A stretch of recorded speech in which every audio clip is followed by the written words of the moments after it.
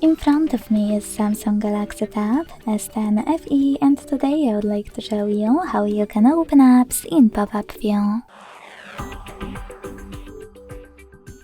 Begin by selecting an app you wish to use in this view and launching it in the background.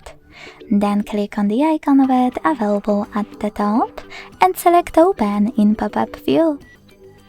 As you can see now, I can use my app in this little window.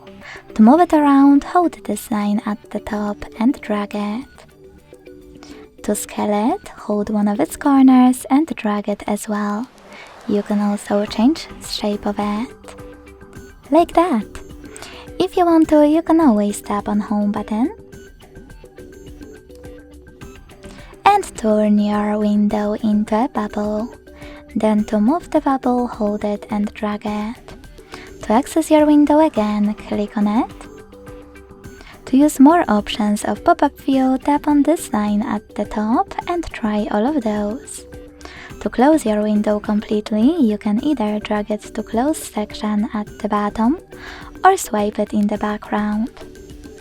Thanks so much for watching. If you enjoyed this video, don't forget to leave a like, comment and subscribe. Bye!